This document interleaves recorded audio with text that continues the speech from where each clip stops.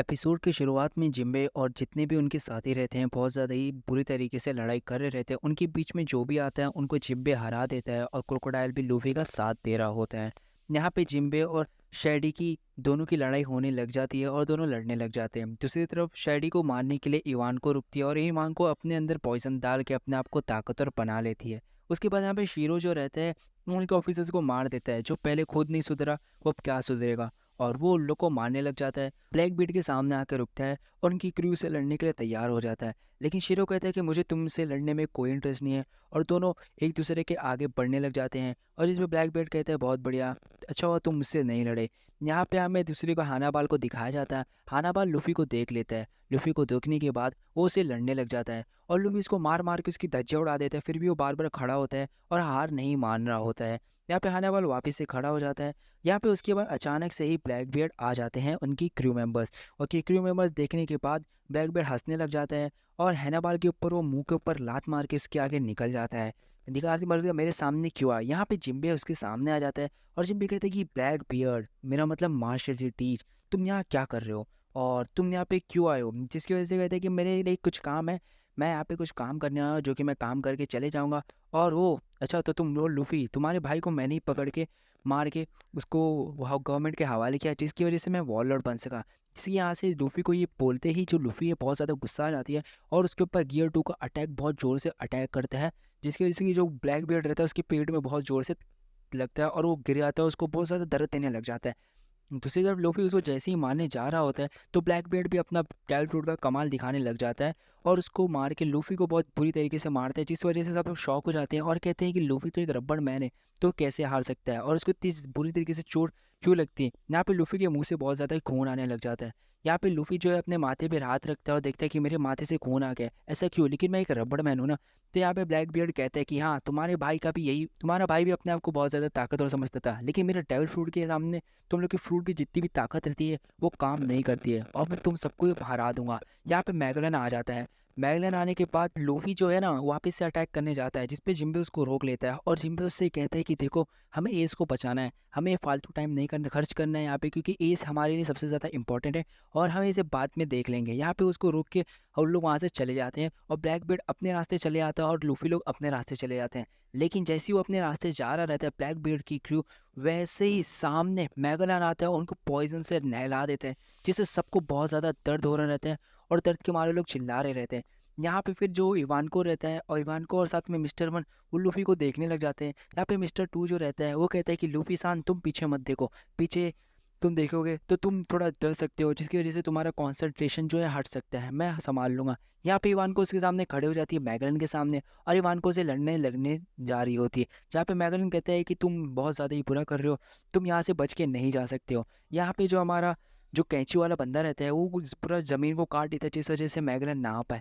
यहाँ पे जो बग्गी रहता है, बग्गी और मिस्टर थ्री जो भी जितने लोग रहते हैं, यहाँ पे बहुत ज़्यादा लोग खुश हो जाते हैं क्योंकि उनकी जो क्रू रहती है बहुत ज़्यादा एक्सपांड हो जाती रहती है और लोग देख लेते हैं क्रोकोडाइल को। क्रोकोडाइल बोलते हैं मिस्टर थ्री को कि तुम मेरे साथ आओ क्योंकि तुम मेरे ही थे, और यहाँ पे बग्गी लोग देख के क्रोकोडाइल को थोड़ा सा डर जाते हैं। यहाँ पे इवानको की अपनी हालत ख़राब हो जाती है और यहाँ पे फिर उसके बाद जो दूसरा हमारा कैंची वाला बंदा रहता है उसको भी हालत यहाँ पे ख़राब हो जाती है और यहाँ पे हमारा एक एपिसोड ख़त्म हो जाता है। नेक्स्ट एपिसोड में, अगले एपिसोड में मैगलन पहले इवानको को हराता है, उसके बाद इनाज़ुना को हरा देता है, जिसकी वजह से लूफी को बहुत ज़्यादा गुस्सा आती है और लूफी कहता है कि बॉन के लिए मुझे छोड़ दो, मैं ऐसे जा रहा हूँ मारने। यहाँ पे बॉन के लिए कहता है कि तुम्हें उसे नहीं मारना है, देखो अभी भी 2 जन यहाँ पे हार चुके हैं तो तुम्हें हारना नहीं है, और उसे रोक के कह रहा रहता है तुम्हें सबसे ज़्यादा ज़रूरी है अपने भाई को बचाना। यहाँ पे जिम्बे भी उसे कह रहा रहता है कि लूफी हमें यहाँ से चलना चाहिए, क्योंकि जो मैगलन है वो आ रहा है, वो अपना बहुत बड़ा ही ज़्यादा ही बहुत बड़ा अटैक लेके आ रहा रहता है।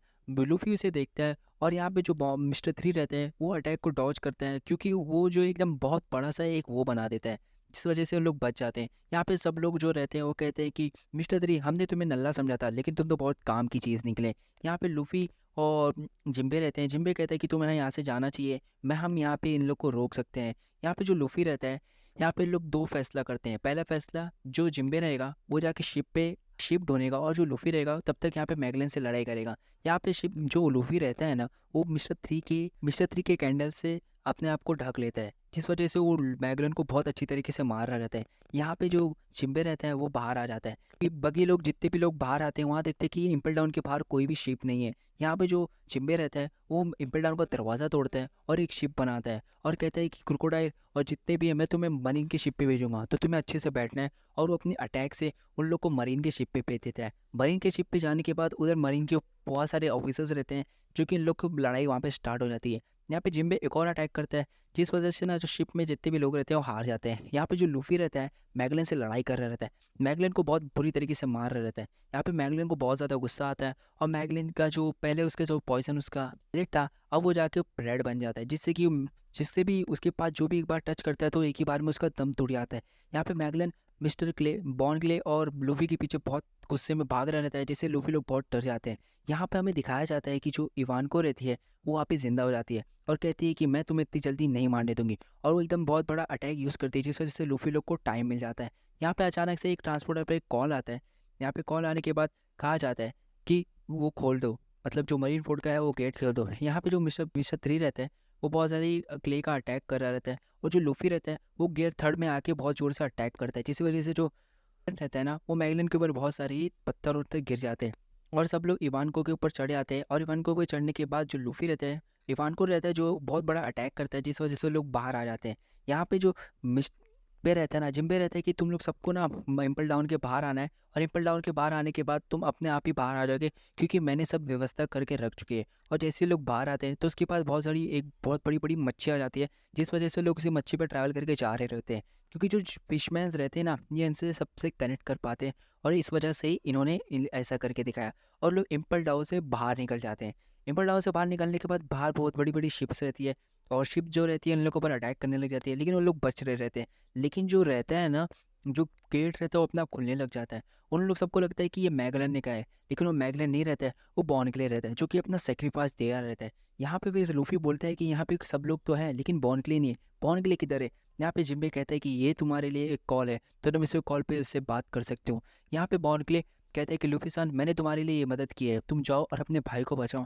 यहाँ पे जो लूफी रहता है कि वो कहता है कि तुम हमेशा ही अपने बलिदान क्यों देते हो, तुम अपने हमेशा ये सेक्रीफाइस क्यों करते हो मेरे लिए, तुम्हें आना चाहिए था, तुम अकेले इम्पल डाउन में क्या करोगे। जिसके यहाँ पे सब लोग बहुत ज़्यादा ही रोने लग जाते हैं और सब उसको थैंक यू कहने लग जाते हैं कि तुमने इतनी बड़ी मदद की। यहाँ पे पॉन के लिए एकदम रो रो के कह रहा रहता है कि देखो लूफी तुम अपने भाई को ज़रूर बचाना, और मेरी बस इतनी दुआ है कि तुम अपने भाई को बचा लोगे। और लूफी लोग रहते हैं वहाँ से चले जाते हैं। यहाँ पे दूसरी वे में सीन दिखाया जाता है जो ब्लैक बियर्ड रहता है उसको खून जो भी उसको पॉइजन उसकी क्रू पे लगा रहता है उसको शीरो के काट देता है, और यहाँ पे उसको बचा लेता है। यहाँ पे ब्लैक बियर्ड उसको शुक्रिया करता है और कहता है कि चलो तुम मेरे क्रू में ज्वाइन हो जाओ। यहाँ पे जो शीरो रहता है वो कहता है कि हाँ मुझे तुम जैसे आदमी की ही तलाश थी। दूसरी वे में सीन दिखाया जाता है कि ये लोग सब लोग पार्टी कर रहे रहते हैं, और तभी अचानक से एक फ़ोन आता है और फ़ोन पे बताया जाता है कि जो मूवी वाला जो लूफी है वो और जो बग्गी डी क्लॉन है ये दोनों ही मिलके इम्पल डाउन की ऐसी हालत की है। और मैं बता दूं कि जो इम्पल डाउन में बगी द क्लोन था वो एक शेंक्स का दोस्त है, और साथ में गोल्डी रॉजर के शिप पे काम भी करता था, जिसकी वजह से सब लोग एकदम शॉक हो जाते हैं। और जो बगी का है और ज़्यादा ही उसको मतलब मानने लग जाते हैं। वो कहते हैं कि तुम ऐसा कैसे कर सके, मतलब तुम कहाँ से आए हो, तुम अपनी स्टोरी बताओ।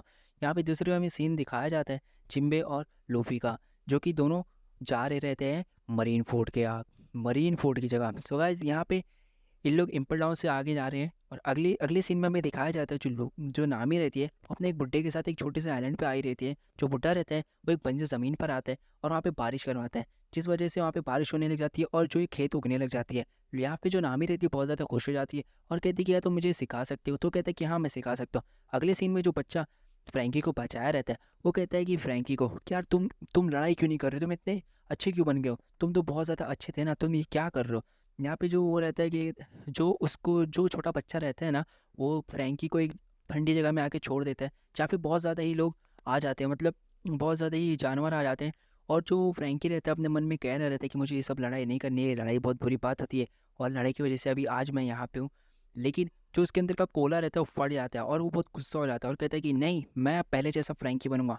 और यहाँ पे लड़ने के बाद वो जो बच्चा रहता है वो उसको देख के वेजा पंक के लैब में लेके आ जाता है, और यहाँ पे फ्रैंकी उसे देख के बहुत ज़्यादा खुश हो जाता है। सो गाइज यहाँ पे इम्पल डाउन का आर्क ख़त्म हो चुका है, तो अगली सीन में हम इम्पल डाउन के आर्क के थोड़े एपिसोड्स और देखेंगे। तब तक के लिए बाय, और प्लीज़ प्लीज़ प्लीज़ मुझे बताओ कि एपिसोड आपको कैसा लगा और मेंबरशिप जॉइन ज़रूर से कर लेना। तब तक के लिए बाय बाय।